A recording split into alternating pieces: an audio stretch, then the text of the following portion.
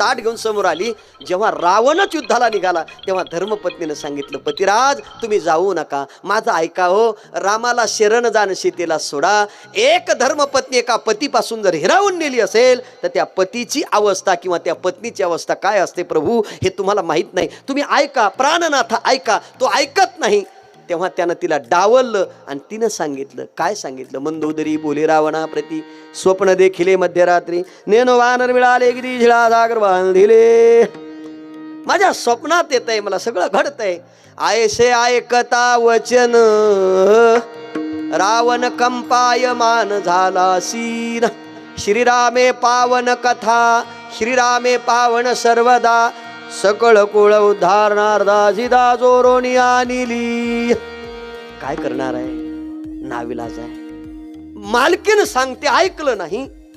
आणि माझं इथं थोडस मत असं आहे, बायकोनं सांगितल्यावर तरी माणसानं ऐकावं. ज्यांना बायका आहेत त्यांनी माझं ऐका, ज्यांना नाही त्यांनी नाही.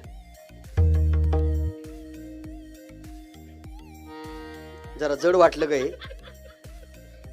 अहो साधं गणित आहे ना, साधं गणित आहे. बायकोनं सांगितलेलं ऐकावं. आता मी तुम्हाला असं विचारतो, बायकोनं सांगितलेलं ऐकावं की न ऐकावं याकरता तुमच्या मनात संभ्रम निर्माण करतो. रावणाला बायको सांगत होती रामाला शरण जा. रावणानं बायकोचं ऐकलं की न ऐकलं?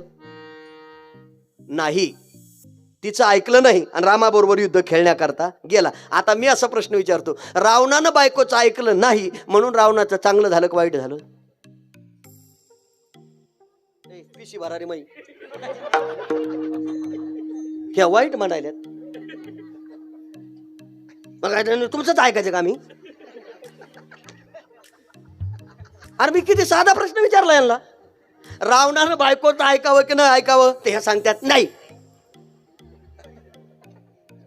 अहो साधं गणित आहे ना. रावणानं जर बायकोचं ऐकलं असतं आणि सहज सीता सोडून दिली असती तर रामाच्या हातून रावणाला मरण आलं नसतं. म्हणून रावणानं बायकोचं ऐकलं.